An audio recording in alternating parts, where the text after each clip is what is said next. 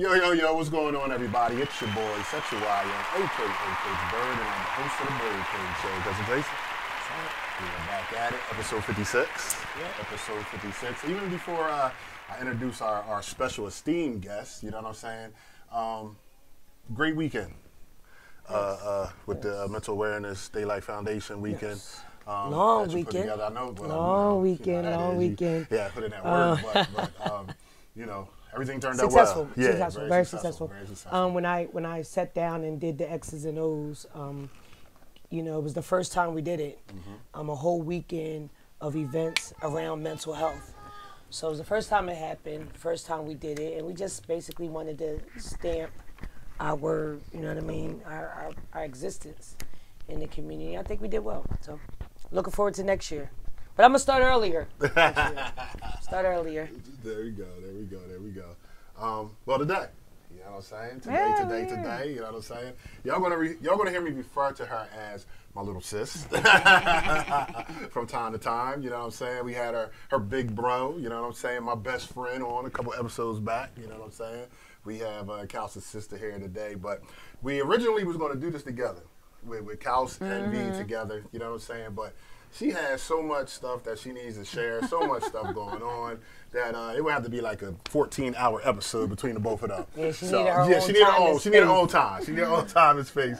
She needed her own time and space. So today we have on episode 56, we have on my little sis, VEDRA Chandler. Yeah, you know what I'm saying? I'm so glad to be here with my big bro. Exactly. It was nice to have. Say what's up to the people. Ah, what's up, people? Hello, everybody. I'm just so happy to be in my big bro house right now, like doing this. So, like I said, it's not someplace I get to come every day. So I'm just happy to be in the presence of such lovely podcasting and family. Well, definitely appreciate you taking a little bit of time out. So today, you know what I'm saying, we always talk about here on the BYRDCAGE Show. You know what I'm saying, we like to talk to people that are actually doing some things. You know what I'm saying, and not only just talking about doing some things. You know what I'm saying, but are actually doing the things that they're talking about, especially when it comes to the Black and brown community. You know what I'm saying, the urban cities.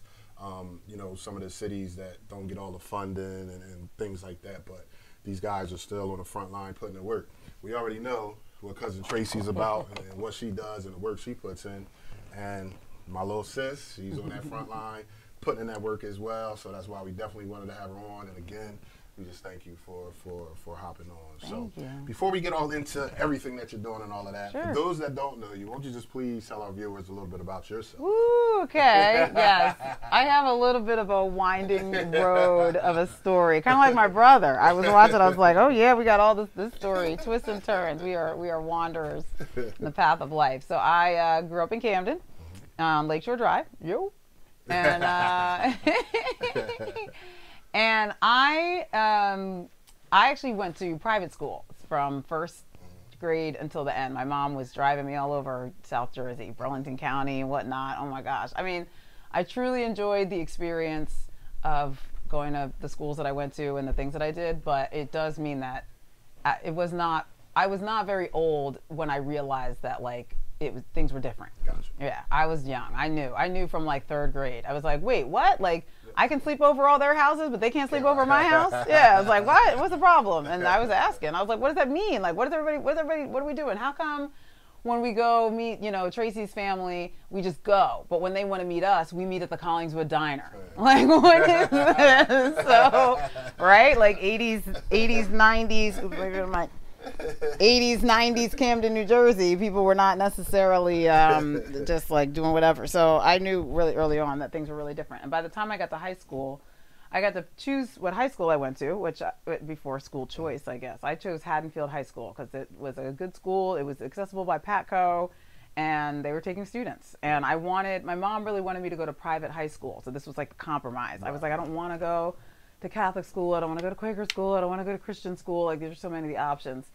I said, I want a football team. I want a cheerleading squad. I want a home ec class. And she's like, your priorities. Like, who cares about any of those things? And I was like, everybody does. I was like, especially me. So it had to be a public school, and this was our compromise. So I went to Haddonfield High School. But again, like, I feel like it really did a very good job of emphasizing for me kind of like income inequality in our area, and just the way that the United States of America. I learned a lot about this country by having kind of that. So I left Haddonfield High School, and I was very lucky. I had a lot of help. A lot of people cared about me and helped me get into Harvard, which I did not think was like a place I was going to go. I truly did not. And I told this to the Harvard counselor. I was like, this is not a school for me. And he was like, but it is. And it was his job, right? That's his job, to help people understand, to recruit kind of whatever they want. So he's like, okay, we want diversity. We want different kinds of kids. And I laughed. So my 20-year Harvard reunion was last weekend. I did see that on your social media page. We had the best time. But one of the things that my husband noticed, my husband's white, and he was like, and it was in his face, and I was like, yeah. I was like, John, you don't understand. Like, so many of the black people here went to school with white people that when we got here, we were so excited to see one another.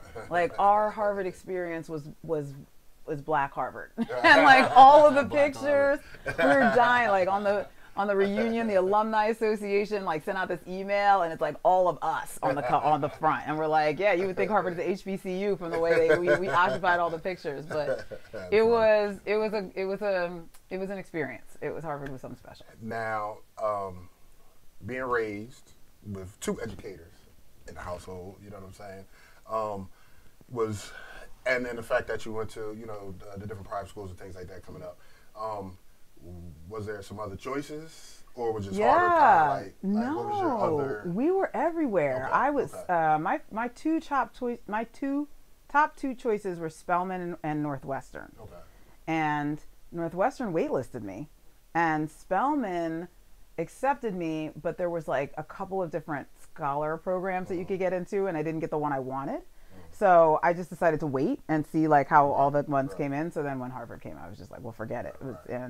I think I applied to 13 colleges. Okay. Yeah, it was a lot. And again, I had tons of help. So it was, not everybody has like the bandwidth to do that. I totally get it. I'm not encouraging anybody to do that. But also, hopefully, and I'm like out of touch, but the common application was a thing then. You could just like check things off, and Harvard was on there. So I was like, oh well. So it just worked out. No, it ain't a common application anymore. They don't have that? Yeah, every application is different. You have to do an essay, and trust me, both of my daughters filled out to like, my one daughter did 14 HBCUs and got accepted to all except the one she originally wanted to go to. Right, how it goes. And then my youngest one did 9, and each application is different. It's their own one. Yeah, and then you have to do like an essay, and then everyone has a topic, a different topic. Yeah, different topic. Yeah, so. I found that to be, but at least in the first round, there was the common...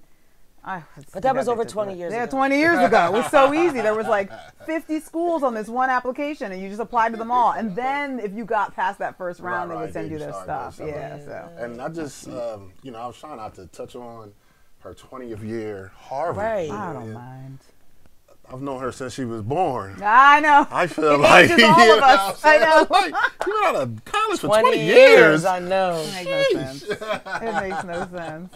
That's what's up. Now, definitely got to get into this. Couple things here. I remember me and Kaus, we hanging out, whatever. I think maybe in middle school, at this time.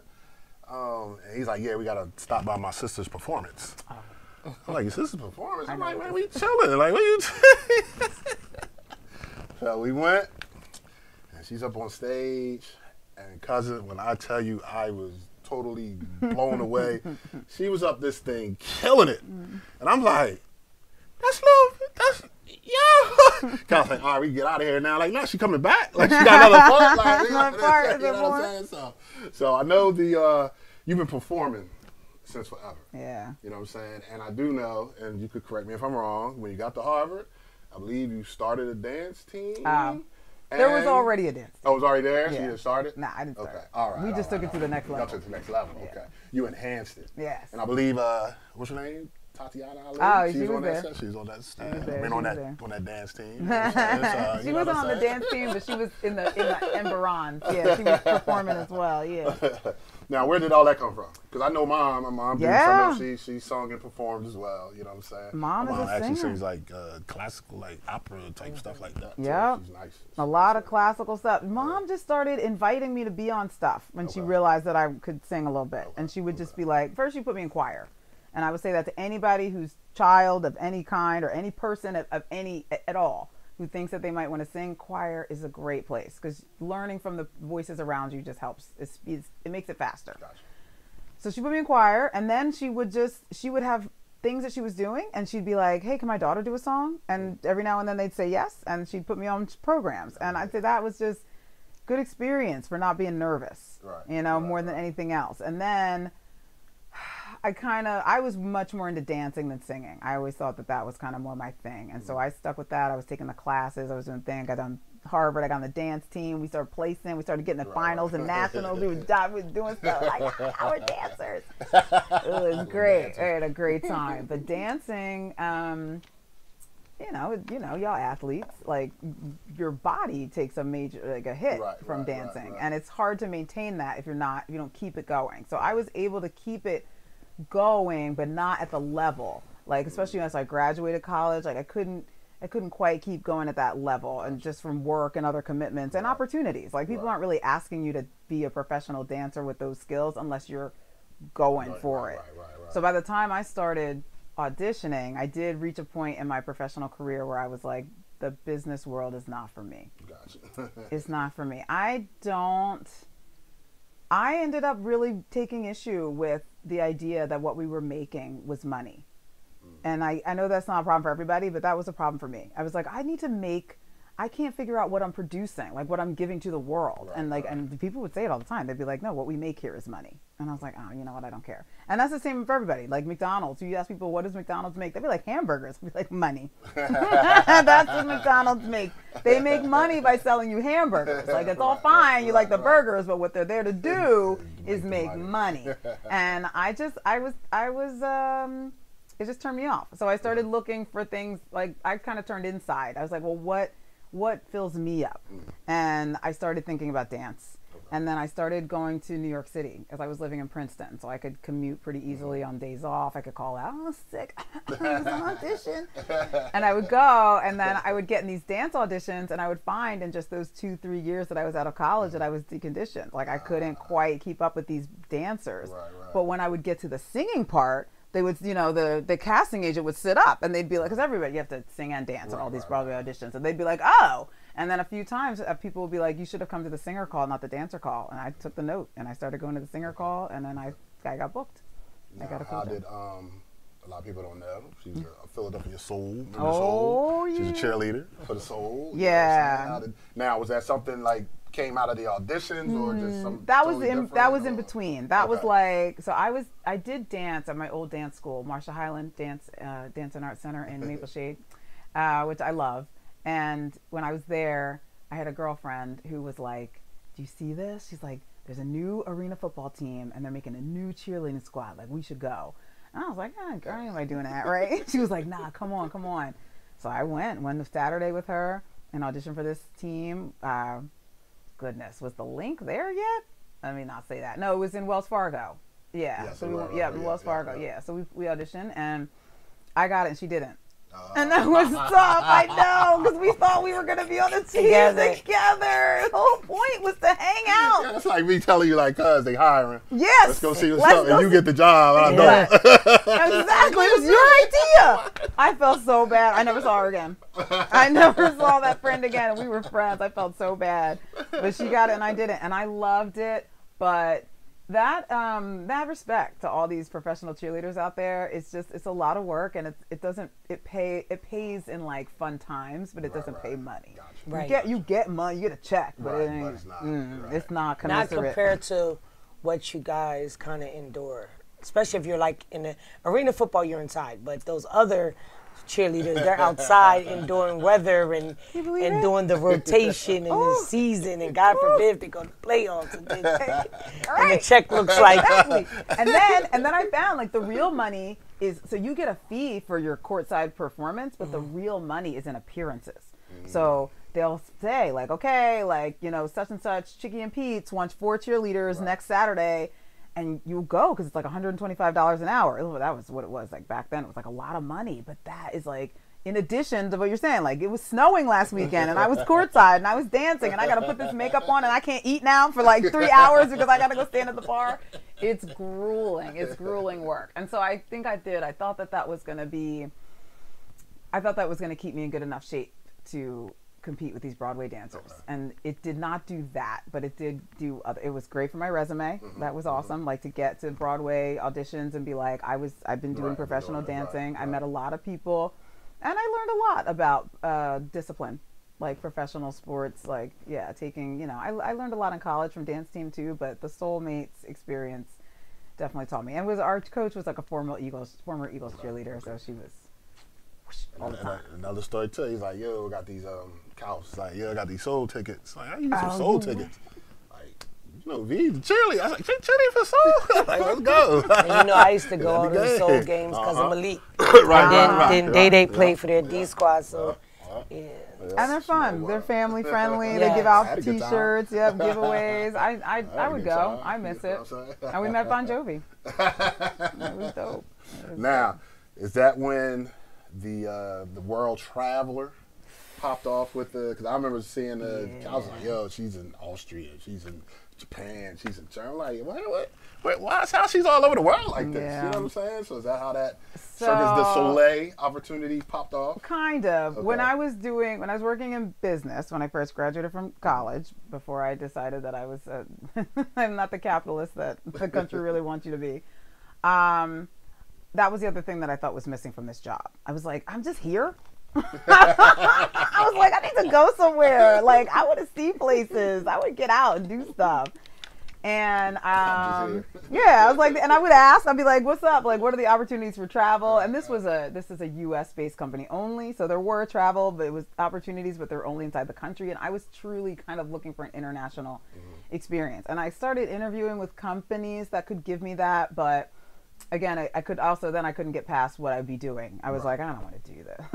So it kind of just happened that when I started going to New York and started auditioning, I realized how many tours there are. Just any period, right? Like show, and I learned very quickly that so much theater and so much performance art really happens on the road. And that was just kind of like a selling point. I was like, oh, there's a reason I'm here. Yeah, this is where I need to be. So that first gig I booked in New York was on the national tour of Hairspray. And that took me all over. I finally got to like my 50th state on that tour. And then we did China and Japan on that tour. So that was, and I was like, sold. This is it. Like, more, there more? What else? Where's everybody going? And then when I did a few regional theater shows. So like just theaters in different places in the US. That was also really great. One of my best was I did a dinner theater in Wisconsin. And you just wouldn't think, right? And you also maybe wouldn't go. And it's beautiful. Like I just fell in love with that state. And that would be no. No? Go in the summer. Definitely would do that. Go in the summer. One thing this sis don't like is cold weather. Don't go where it's cold. No, honey. And they said that's no. They were like, we can't open our doors. I was like, oh, so we good. June, July, we good. We the right spot. And then I saw an ad back in the days when they were advertising in papers. Remember papers? It was a paper, and it was a description for a singer. It was real small, and they just described me. Like they were like African American female, like between this height, this weight, can do the following genres. It was like jazz, soul, R&B. I was like, does it say from Camden, New Jersey? Like, where do I need to be? Sign me up. So I sent these people an email, and this was like right at the beginning of like digital sharing and stuff. And some people on the tour I was on had what I needed. I was like, can anybody make me a digital video? And they were like, yeah. And we like cropped up in a basement of some theater in like, who knows, right? I don't know, Kalamazoo. And I recorded a couple songs. I sent them to Cirque du Soleil. Next thing they knew, they were like, all right, you're coming to Montreal. You're going to do a final audition. And I got this job. I think I talked them into it. I was like, you got it. And that was it. I did US, Canada, 2 years in Europe, a year and a half in Japan. And I never looked back. I mean, it was a sensational experience and definitely, and so much of what I was looking for, so much of that kind of like, if you can think of what you want, that's the first step to getting it. Because you know, like you have to be able to identify it when it's in front of you. And I did. I was like, you're going to pay me to sing in this beautiful costume, right? And then I'm going to do it where? And and they gave me the tour schedule, and they were like, the only condition is that you have to agree that you're going to go to Japan. And I was like, it's not a problem. I was like, it's not a problem. So I spent 5 years on that tour. Wow. I made some of the best friends I'll ever make. I saw some of the most amazing places. And I'll tell you, everywhere I went, I thought of home. I really did. I was like, there are so many interesting places in the world. What makes them so special? And so many times I would be like, Camden has all of these things. Camden has all of these bones. Right. One of the major one being water, right? Like if your city is on a river, there's just so much you can do to make it inviting and hospitable and interesting and lively. And people the world over are taking advantage of this asset. And I'll say Camden is not doing a terrible job of taking advantage of this asset, as it were. Yeah, you seen the waterfront lately? You have, but Jesus. Right. Well, I also feel like when you compare it to Philly, and I love Philly. Philly's all great, but they built this highway on the waterfront, and now they're trying to compensate for that. Like they're trying to build this park over it. At least we were like, all right, like if the industry's leaving, or if we're gonna redevelop these parking lots, like we're gonna put a brick, we're gonna make it accessible, so you can you just want to be able to be on there, and then from there, like let's all figure out what we really gonna do. Yeah, so. We have a lot of younger viewers than you and whatnot. So please, I hope you guys are paying attention. You know what I'm saying?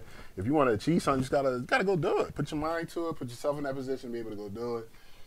Don't take no for an answer, especially while you're young. Go try. And if it doesn't work out, it doesn't work out. You know what I'm saying? But just go for it. Go for it. I always say you can't get in. You can't get in if you don't apply, right? Like people would tell me all the time, like, how'd you get into Harvard? I'm like, well, the first thing I did was apply. I applied. I had to apply first. I had to apply first.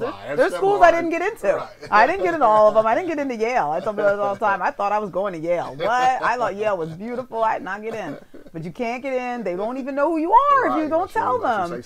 And that's how I felt about Cirque too. I was like, am I going to get this job? And it was like, at least tell them. At least tell them you're here. Yeah, and then they can decide from there. I'm available. Yeah, like I'm right here. I'm willing. So yeah, at least try. Think it, dream it, and then and then what else? The other thing we always say: how do you eat an elephant? One bite at a time. That's a good one. Yeah. That's one of your little drop the mic. That's a good one. We're gonna start writing all these down. Yours and our guests that come up with good ones. Write me a book. One bite at a time. Write me a book. The Birdcage guests and Cousin Tracy quote, something like that. I love it. $29.99 on his way. Yeah, it's $29.99. We got you. On his way. The quote book. So now let's talk about what you're currently doing now. Oh, man. You know what I'm saying? Let's explain to them what you're doing. Okay. You know what I'm saying? Yeah. And talk a little about how that transition just happened from touring the world. Right. And now coming back home and doing what you're doing now. Yeah, it's an interesting transition. So I work for Camden Community Partnership, which is a nonprofit that does development projects in the city. It's very it's an interesting place. I think it's a place that many Camdenites have opinions about. So I'm sure you'll be happy to receive any comments. That's all good. All time. That's what we do here. Right, exactly. Okay. Oh my goodness. And for better or for worse, for good or for bad, and I'm not claiming anything about the organization. And I should also say, because they would ask me to say, that the thoughts and views expressed here are my own and not those of Camden Community Partnership, yes. But I do projects there that are mostly related to arts, culture, and placemaking. So helping to make Camden a vibrant place, helping to tap into our cultural and artistic community in order to do that stuff, in order to do some of that work. Like you did it right here in your own house. You're like, let me beautify my space. I know a guy, right? Yeah, and I feel like this can happen, and I've seen this in some of my travels and places too. You know, you want to do something and you immediately kind of like Google like maybe who is the expert or who's doing it. But in Camden, that can really leave out a lot of our local talent. So I've really tried to focus a lot of our energy on not only producing family-friendly events, producing art, making public art, but making sure that we engage our local arts community in that production so that we can so many things. One, so that it is ours, right? Like it's real, it's authentic, the vibrancy is the vibrancy of Camden, not just like, oh, it's a cool concert, like it's us. Two, to just have like that consistent pool, that talent base, but also to kind of give people a lot of what I had, which is like, my mom put me on my stages, right? My first stages. If you blow up and become like a famous rapper or something and you're from Camden, I want you to be like, yeah, my first concert was Camden Jam. Or you know what I mean? Like, oh yeah, I used to sing at the park. I used to have these concerts and I used to get up on that stage. Like, yeah, it should be. And I don't think anybody, I think it's nice to live in a place where that is creating opportunities for you. So if you lived in Philly, or I guess the same thing happens in Camden, it's like, oh yeah, I'm gonna try to get my break. Like, let me go to Philly. Like, you can, but you don't have to. Try to make it so you can do it right here. Right. We have opportunities right here too. So that's kind of a lot of what my mission is about. And the organization does a lot of other things, and I have my hands in a lot of other things, specifically park projects and parks development. Like the belief that communities thrive with open space, trees, green space. You need lush, you need tranquility, you need peace. And I don't know if people know this, but like 95% of Camden residents live within 10-minute walk of a park. Now, the condition of that park. You got park right down there. Right? Yeah. You got 2-second walk. 2 second. There you go. Yeah. So, but we have an initiative, and I'm quite sure you probably heard of it. Not in our parks. I know. I'm part of that. This is great. We had decided to take ownership back of 7th and Clinton, and it required, because people do live near parks, but the upkeep of the parks have been failing our people, our community. So our children haven't been able to utilize the parks or the space in the proper manner in which we would like it, because of the lack of consistency of keeping them clean. And we wanted to, in the Not in the Parks organization, we wanted to go in, clear out, clean up, and empower the neighbors to take ownership of their space, because this is your space. So if you see trash, or you see somebody not doing what they're supposed to do, correct the behaviors. Like kind of like an old school module. We live here, this is our space. Now, we denied our parks for 7th and Clinton was a year ago now. And one of the people who's intricate in that is Nam Nelson, and he just was out there the other night, and he said it was clean, fairly clean, and it was kids and families out there utilizing the park. So we're a year later. Look at you. So now we've moved on to Masters in Shelton. They have a Camden, Centerville Simmons has a tennis program, and they're out there at the tennis courts, and the tennis courts it's not right. They're not right. But there's a lot of other hiccups with that, because in research we found out it's owned by the state. It's not owned by the city. The ones in Centerville? Yes. Yes, we found the same owned thing. by the state. We tried to do ourselves. Yeah, we found it out last year when we first started the tennis program. And I'm not trying to throw anybody under the bus, but like, did anybody from the state say anything to you about it? I'm not in it like that. I just know we did a cleanup last year and we did a cleanup this year. But from my knowledge, that would be no. Okay. But I think also, I was like, yeah, but I think about it. Yeah, but I think that city officials are going to try to push the state to do their part on it, because it's by Conrail. They got to take some ownership on that mess too. It's a mess back there. It's like a whole village and mattress people piles, back there a lot dying. Of dumping under there. So I didn't mean to take away from the story. No, but actually, I love to talk about this, because I feel like we don't always get to have these kinds of conversations with. And we were just talking about Not in Our Parks at work. We were like, who are these people? What they? Well, I'm these people. What are they doing? What are they up to? So what happened was, someone did a video showing people shooting up in a park, and they tagged a bunch of community people.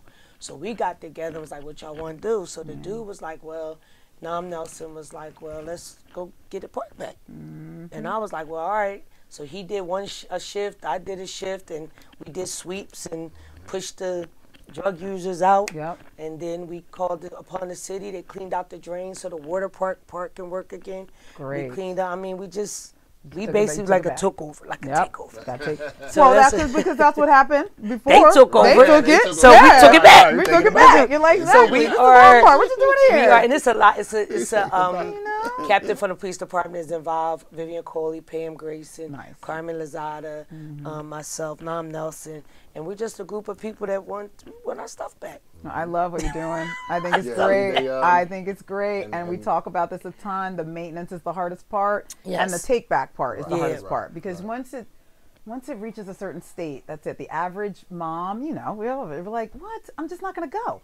Right? I'm just going to go to another park. And then we get pushed out of not just your neighborhood. You end up, people are at Cooper River. We love Cooper River, but like, you know.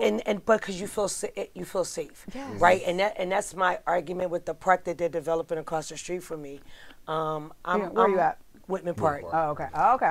And I was there when they dug the dirt up, right? And it's our park, correct? Yes. So since I'm part of our community, why don't you allow me to be a real stakeholder? Access a key, open it, dust the dawn. If I see something going on, I'm able to call DPW and say, listen, you know, I may go out there, me and my crew may go out there and pick up the trash, but we got to have accessibility and we got to have accountability. So as a resident, I'm willing to take accountability for a public park and help them keep it safe for our kids. Because I watch kids jump a fence when the gates lock and tear the fence down. I watch. I could just be there to let them in. You know, and it has saved some of our issues. Exactly. So it's up for discussion. But, well, let me tell you, I will take. I know just you to take that too, and I will take. I'll at least take it back and let's see what we can. And so that's the thing, and I've said it for years, especially when they redesigned it the first time when they got rid of them steps we used to all go down. So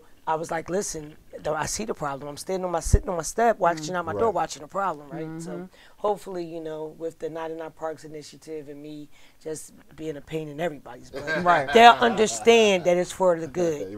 It's for the good of the complete community. Because we want the people to have access to it, right? We don't want them to tear it up. So they need to know that somebody's watching. And if they know the crazy lady that live on, you know, the ex-cop is what she wants. So this is always, we don't want no trouble. Because kids always know that, you know, she the ex-cop. No, I'm just a lady that live on Day Street. When you leave something, I'm supposed to now just be me. Carry it with me all the time. I'm just a lady that just want a clean neighborhood. Too funny. Well, I love what you guys are doing. We talk about that all the time. And I also will say, like, because I've said this to many officials and county people and all kinds of folks who work in parks, like, it is great that we are doing that and that we are doing this, but on another level, we shouldn't really have to. And we definitely are in a community where, like, if you don't do it, it's no telling when or how it's going to get done. And I think everybody, right? Community is that. Like, everybody in everybody's town is taking some ownership over their public space and the park next to their house. But, like, just like the stuff, like cleaning up the trash and like the basic stuff, I'm very much looking forward to the day when the city of Camden has a parks department, a department that is specifically responsible for the upkeep and maintenance of our parks. Or our Department of Public Works does. We had a parks. It used to be parks. We had a parks department, and you know when they started cutting funding, first thing to go that and kids programs. Let's see, right? All right. Look, I heard something about some, you know, companies moving to town or something, and like resurgence and things. So let's keep it I would like to see it because you know I think in communities where the parks are viable, it gives people a process of pride. You know what I'm saying? Gives them a sense of pride. You know. I'm excited about the new Whitman Park. I'm telling everybody, like, listen, have you walked around? It looks good too. Like, you know, some of the neighbors just go stare across the street. And just look at it. I do too. I in the morning. And what about, have you been to the Kramer Hill Waterfront Park? It's beautiful. Next to the Croc Center where there used to be this landfill. Oh, no. I haven't been there. But you know what park I like? So nice. Which one? Cooper's Point Park. The waterfront park. At the waterfront. North Camden. Yeah, where the jail used to be. Yeah. I love that one. And what? I love that. I love that park and I love that story. Like, we went from a private prison to a public waterfront park. If that is not progress, I don't know what it is. And it's nice there. Like, it's nice and it's up. It's kept up. Like, it's well kept. That is beautiful. So good. All right. Well, see, we're all the same, but good. All right. We all working together. We're taking this to the next level. We make connections here. We put people together. I'm excited. We're going to talk about this. We're going to talk about this some more. And I do want to say that the people who work in our city and our county to upkeep our parks are working. Like, it's not for lack of effort. It's not like, oh, nobody's doing anything. It's just that it's a massive undertaking. We got a lot of green space to maintain. And what we always talk about is You need funding. We need the money. I mean, bottom line. We can all go out right now and pick up some trash. Pick up some trash. But we ain't doing it like 24/7. Like, you know what I'm saying? And where we gonna get the bags from? Right, where we gonna get the bags? And the fingers and the gloves. Time when I have to get up and go to work. Exactly. We gotta go to my own job. Yeah, I gotta take care of my child. So. I hear you. All right, we got on a tangent. That's all good, though. That's what we do here. That's what we talk about. But I was trying to answer this question about how I got where I am. So yes, open space is a big part of my job, and programming it, and I think that's been kind of the bread and butter of my position for the last 5 years. Is saying okay, there is millions of dollars of investment that is flowing to the city, and it's being channeled towards parks and open space. But much like you experience, it's not enough to just build it. Sometimes you have to re-invite neighbors to the park. You have to help people understand, okay, we kicked these folks out and we're having this program here. So sometimes we just pop up a movie night in a park, as we did last night in Gateway Park. And so many of the people, Gateway Park is this park on Admiral Wilson Boulevard. If you're not looking for it, it just looks like the side of the road. So that was you, because I were there. Wait, so I'm driving down Admiral Wilson and I'm on the phone with Lando. And I'm like, somebody's having a party on this side because it's open and you can park there and there's space and I'm like, that's a weird place to have a party. I said, but hey, wherever you can have your kids' party at, go ahead and have it. But it was your movie night. It was a movie night and it was great. And then we had a couple of people stop in like what? And we gave him a flyer. I was like, come to the next one. So we do I think we have 6 parks this summer where we be popping up movie nights, and you can check it out on ctlcamden.com. That's the website that I manage for my job. It's all free, family-friendly activities in Camden's parks and open spaces. So are you part of the Connect the Lots thing? Yeah, that's what I do, exactly. And I left you guys a flyer. I have one for you, sharing. There you go. But yeah, we do that. And then I guess the real nuts and bolts of the arts and culture piece. Like, obviously I'm a performing artist. I care about this, and I say this to a lot of people. I get a lot of challengers when I try to say that art and culture should be a priority in redevelopment. But just from, again, like a local grassroots building of community and building up of our community standpoint, the most money I ever made was as a singer. This is the highest paycheck I ever got was on Cirque du Soleil. Don't tell me there's not jobs in entertainment. Don't tell me, you have to be willing to do some things. You have to be willing to live in Japan for a year and a half, fine. But, I was 25, so what? Yeah, go ahead, right? Yeah. So it is a true avenue. And then the other thing I discovered on the road is that, look, there's 20 people on stage, there's 150 people on tour. There's so many jobs. People are audio technicians and carpenters and riggers. Behind the scenes. Exactly. So when we talk sometimes about building up our arts and culture, or like lifting up the arts, it's not just because we think that everybody's going to grow up and be Beyonce, right? It's and I think, same in sports. Like, not everybody's going to be Allen Iverson, I don't know, but there's jobs in sports. So you have the enthusiasm for it and you have the passion for it. And so we did a public art project last year where we put sculpture on illegal dumping sites.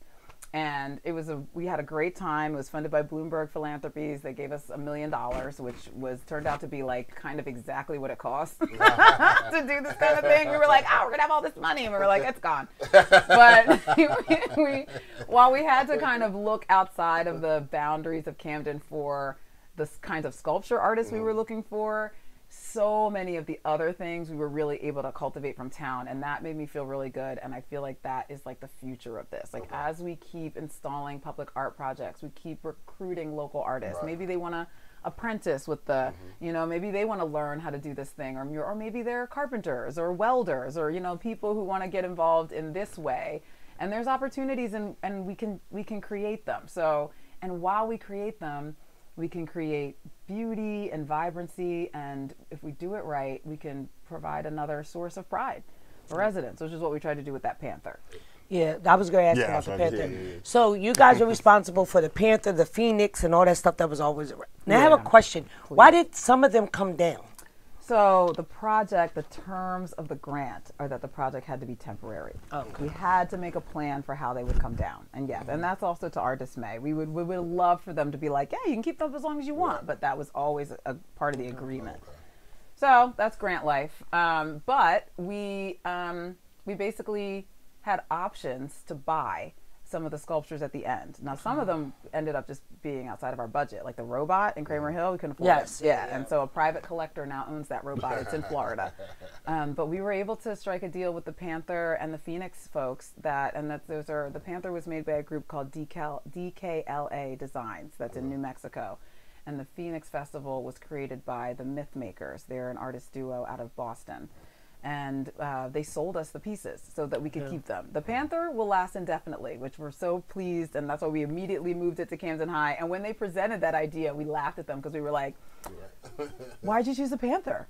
And they were like, oh, it's like such a majestic cat. And we were like, and they just kind of, they missed didn't the get mark. That They into the research. Right. They're like, well, we'll tell you. This is our high school mascot. So yes, we want this. We're taking this one. You already won. Like, don't wait for the letter to come in the mail.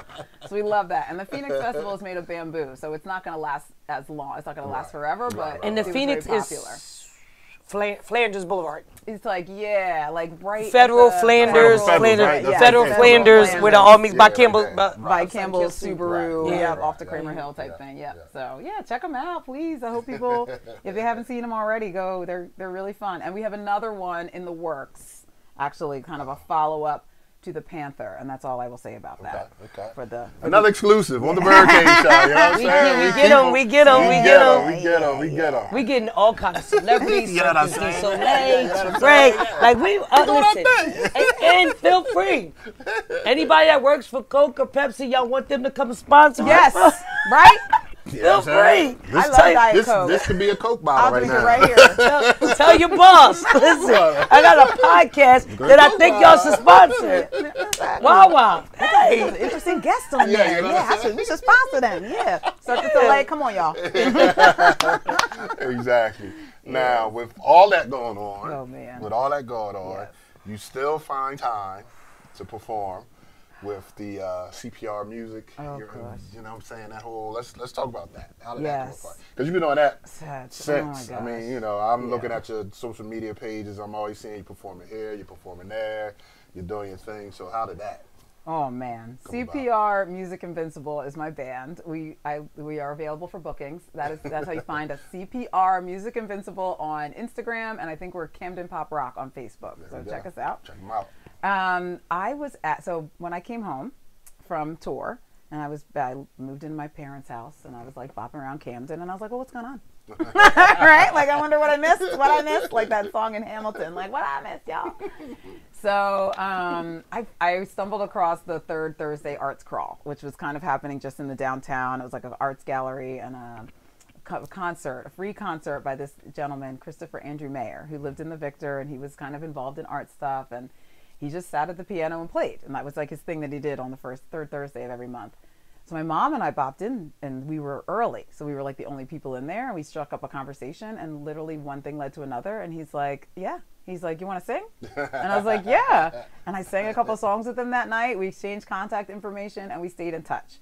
So then I was kind of just like singing with him sometimes, and the same thing happened. Somebody else came to the concert, and they had a similar experience. They were like, oh, hey, what you guys doing? His name is Craig Sturrid. He had just moved to America from the UK with his wife, who was getting a PhD at Rutgers Camden. So, and he's a singer. He did musicals. He was touring. He was on the West End. He was in Hair. He's all kinds of stuff. So he was like, yeah, I'm kind of looking for a musical opportunity. Like, you guys want to hang out? And he lived upstairs from Christopher in the Victor. So the three of us just started kind of rehearsing, jamming, like having, getting together and going through different songs, seeing what we know, seeing what we like. And Craig is entrepreneurial. So the next thing you know, he was like, I got us a booking. And we were like, no, we just do this for free. Like, we just do this on the third Thursday. And he was like, no. He was like, we're going to play, so-and-so's 30th birthday party. And I was like, crap. And from there, we just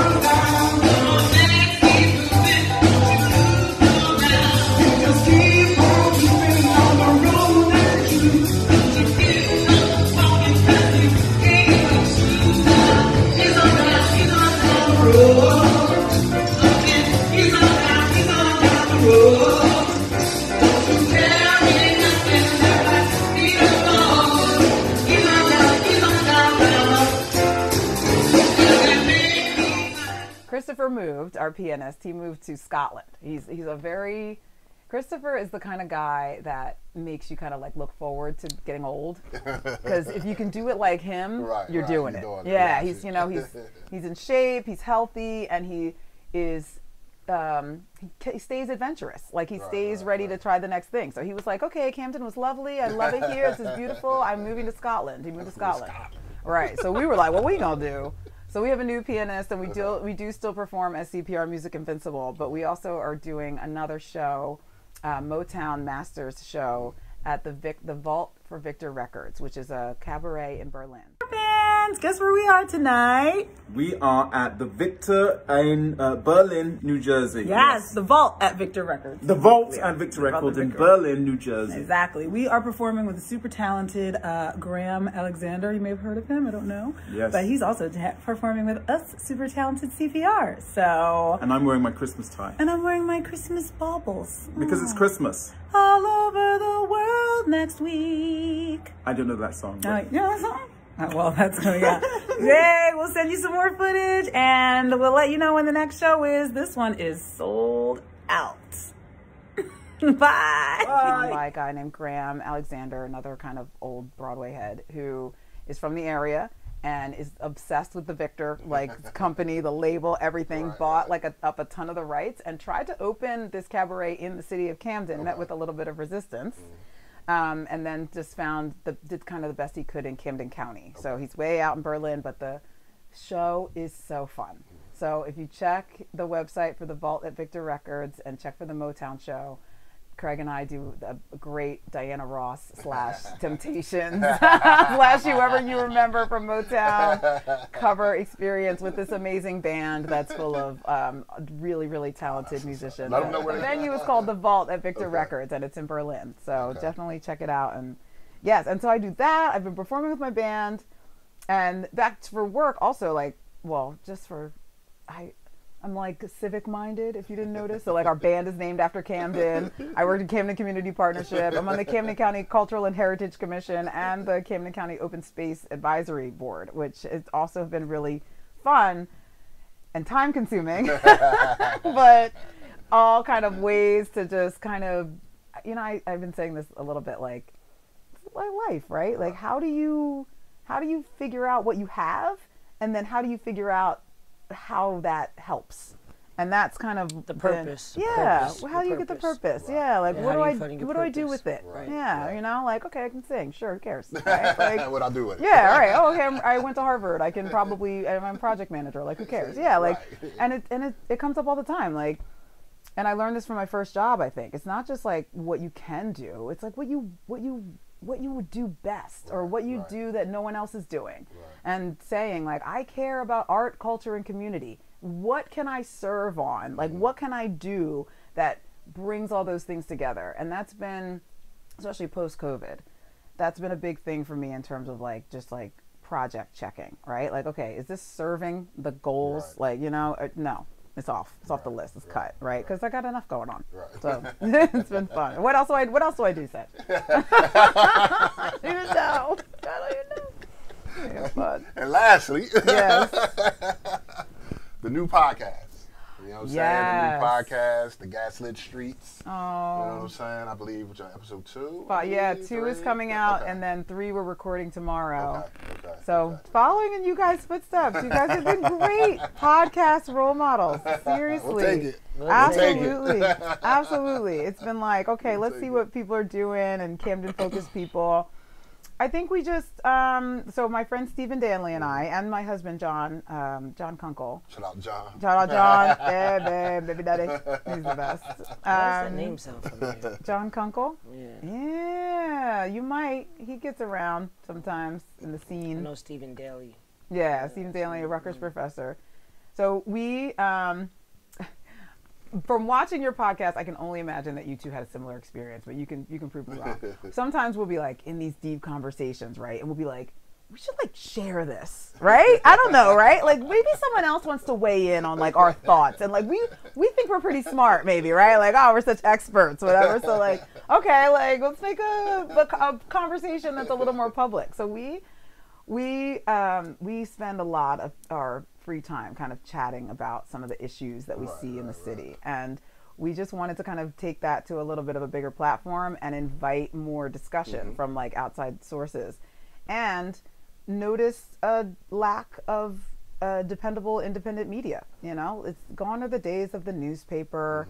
You know, what we have left are they're doing their best, and there's a new way. There's a new ways that people kind of consume their information, and I really like podcasting as a way to do this. And so we just decided, well, we got together with some friends at Idea Center for the Arts on Market Street, shout out Cynthia Primus, and Rutgers, Camden, and we applied for a grant that would allow us to get this like initial equipment that we could use to start this podcast. And that's where we are. The Gaslight Streets is a podcast about the truth that we know, right? Like there's facts and there's fiction, there's fake news, but there are also things that we know to be true. And some of the things that we notice is that like my experience of Camden does not always line up with like what people say Camden is, you know, and we all get this. You go out in the world and somebody asks you where you live and you tell them, and suddenly it's like their eyes are wide.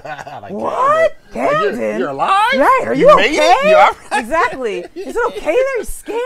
There are gunshots at night? And you're like, oh my Lord.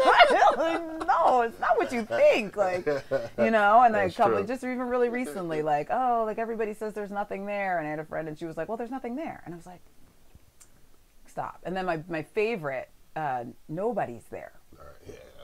Nobody lives there. I'm like 77,000 nobodies. Nobodies, right? You know what I'm saying? Yeah, a city full of people. That's how Columbus got away with discovering America. Right, exactly. He discovered He it. discovered it. You know what I'm saying? I get that. Well, you know, me spending years as a police officer, and so many police officers run out of the city. They claim it's for their family's safety. Like, we are moving out the city. But I was raised in a environment where my police officers, and one of them who was a police officer, Lord knows how many years ago, still lives up the street from me. They lived in my community, right? And our communities were safe because these cops lived there, right? So, you know, until the day my Uncle Lenny died, he lived on 1400 block of Van Hook. Like, this was where he lived, right? So anyway, so I used to get that. Why are you still living in Camden? Yeah, why would you raise your kids in Camden? So hands down, hands down, pound for pound, my daughters are just as smart, if not smarter, than everybody else's kids that I know of. Have stellar careers, like doing great things, doing what they want to do on their own terms, right? And then me, I've never had my house broken into, my car, you know, car maybe, but it was by 12-year-old kids. And I caught them in 3 days. I caught them kids in 3 days. They were. You were like, I get you myself. Yeah, I caught them in 3 days, you know. Definitely. Even the minister butt whooping. Nice. But you know, but my thing But my thing is, people say it all the time, why are you still there? Like, what makes you stay? You know, and it's home. It's home. Yeah. And we have stuff. Yes. Yes. We have opportunities. Yes. And I think this is why we chose the name. We were like, there's so much gaslighting. Like right to my own face, like telling me that I have nothing. Telling me that I'm in a and I'm like, this doesn't I got one for you. Match. When people come to my house, oh my God. You don't look like you live in Camden. Right. What the fuck? What does that mean? What do you think it is? My damn house. You got a hunt. Right. Like, dang on. Like, oh my God. You have a pool in your backyard? Hell yeah, it's hot. Exactly. It's hot. It's hot. Right. I got kids. And not to say that there's not people in our community that are struggling, that are suffering through poverty and all of that. It's real. That's real. It is real. We're not saying that it isn't, but we're also saying we have it's a thing. We are stuff, right? We are a community. You know, we have up, we have down, we have in between. Like we have it. We have it all. You know, and we're fighting for the things we care about. Some things are really totally just going just fine. And some things are working. Some things need to be tweaked. You know, we're fighting for better for our children. You know, but you can do that anywhere in the world. A lot of communities are doing the same thing. You know, doing the same exact things. I completely agree. I'd be like, our problems are not so always so different from yours. We have some problems that are very different from other people's problems, but also at the same, it's not the whole thing. You know what I'm saying? If we really wanted to get into it, which we're not going to do today, like Those are capitalism problems. Right. Like we have an America problem that happens in Camden, right? But after that, like people raising our kids, living our lives, trying to figure going out to church, when I can get my grass cut. Right. Exactly. Like, and nobody, we're not huddled up in corners trying to figure out when the shots are gonna stop. It's getting crazy fired. because last Saturday morning, I really felt like I was maybe 14 again. On my block, the older ladies were actually out there sweeping. Remember they used to do it on Saturday mornings? So I'm like, I'm sitting on my step, and then in my head, I'm like, you should be sweeping too. But I'm going to watch this first, and then, because this was amazing to see. It was 7:30 on Saturday morning. They were out there sweeping the street, and I'm like, I mean, I did eventually sweep mine, but I'm just saying, just to watch it, it felt like I was 13, 14 again, watching a neighborhood, you know? And I think when I see that too, I'll be like, I get very frustrated, right? Litter in Camden is a problem. People, let's go. Put your trash in the trash can, please. Thank you, everybody. Oh my goodness. Keep it in your car until you get to the trash can. Okay, not on the sidewalk when you get out the car.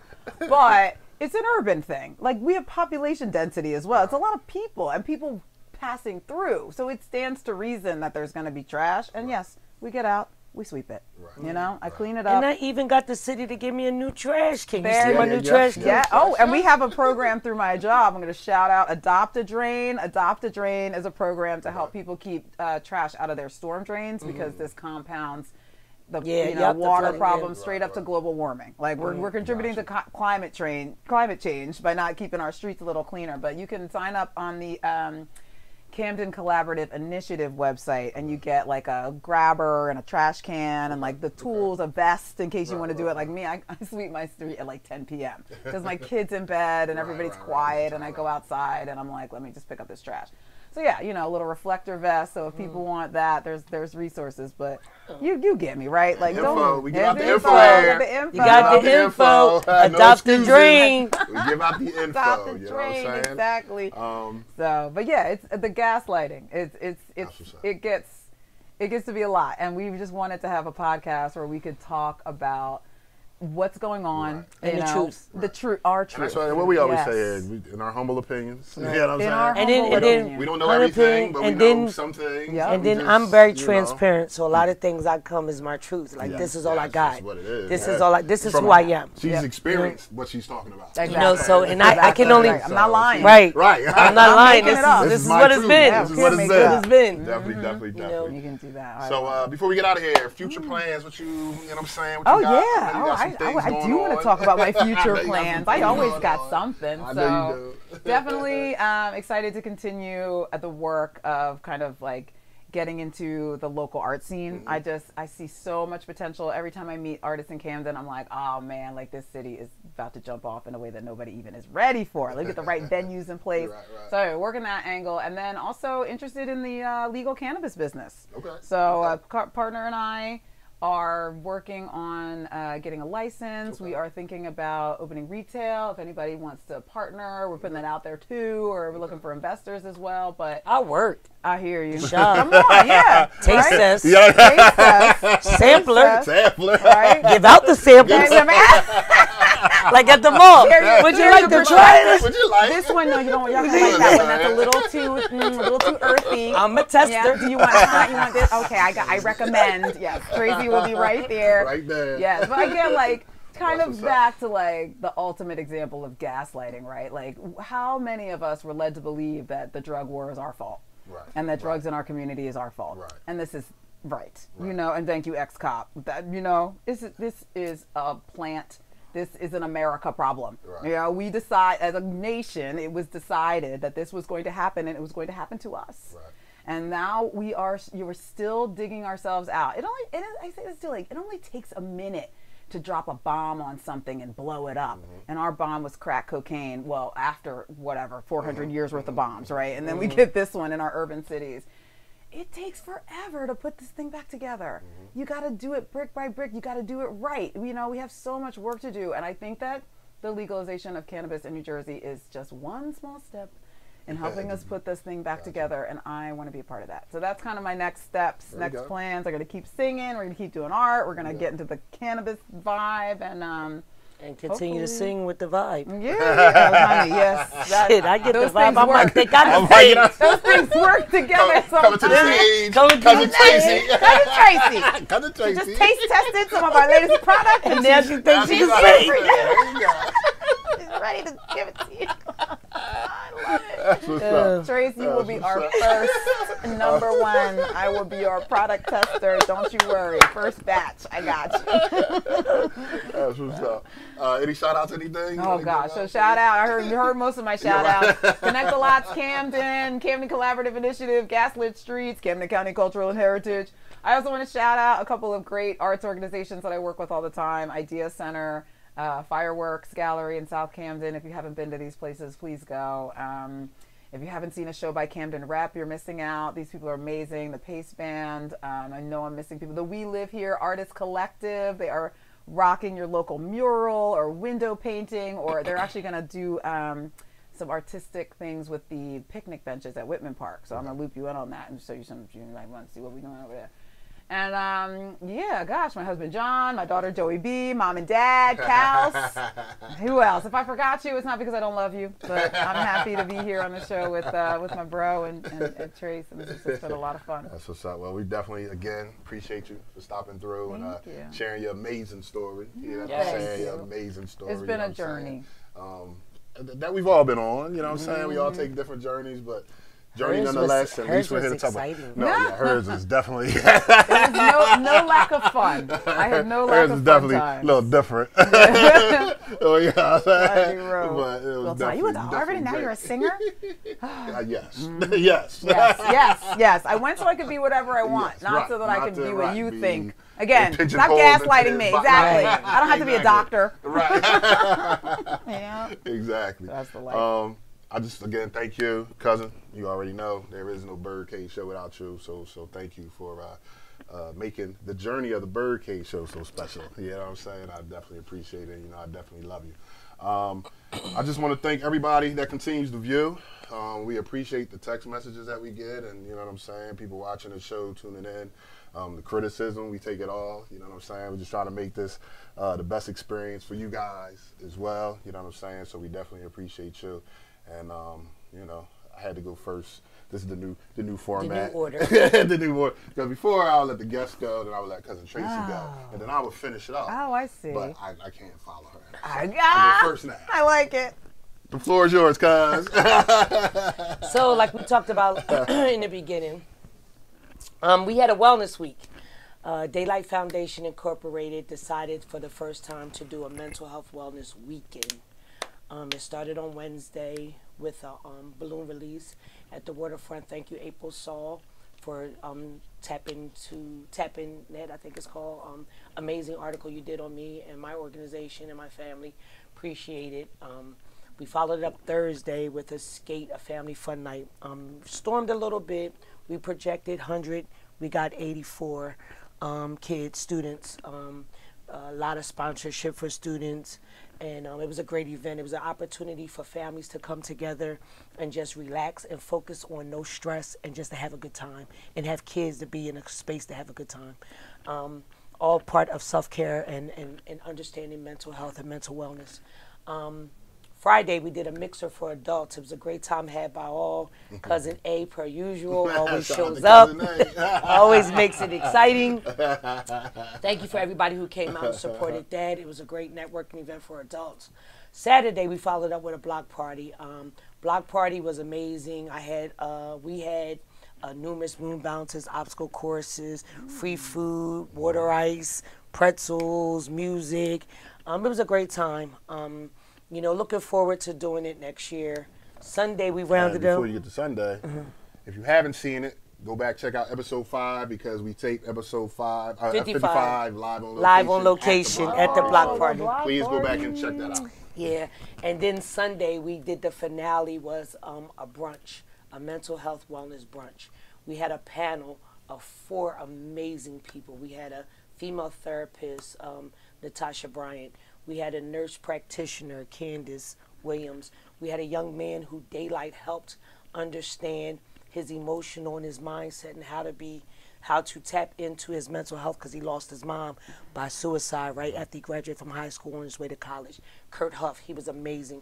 And then we had a young man who graduated from Delaware State University who's my daughter's frat brother. His name is Master Brown. He's a nurse, psychiatric nurse as well. When I tell you this panel was amazing, I just want to thank everybody that showed up to the brunch. The brunch was amazing. We honored a few people who have been since ground zero with Daylight, helped me get it off the ground. Again, I can't express enough how important it is to self-care, to take time, to sleep well, to read, to exercise your brain, because all of that helps you with your mental health. I can't express enough how important mental health is to us as the Black and brown community, because we were always told that suicide and mental health challenges didn't happen to us. It does, it is, we are, and in order to fix us for the future and for the young people coming up, we have to recognize, identify, and seek help when we need to. I will always talk about thinking clean, clearing your mind, exercising your brain, because your brain is a muscle. You exercise everything else, exercise your brain, because mental health is important. And on that note, I know I've taken up some time. I will always end by saying, people, thank you and be well. Well, now you see why. I have to let her bring it on home, Cousin Tracy, the cleanup hitter. I'm inspired. The cleanup hitter. You know what I'm saying? That's why I'm like, I have so many things. I have so many things to say. I was like, that's lovely. It was amazing. Thank you. That's why I love it to death. So, on that note, episode 56 is in the books. Once again, I'm Sexuaya, a.k.a. Coach Bird, host of the BYRDCAGE Show. We'll talk to you soon.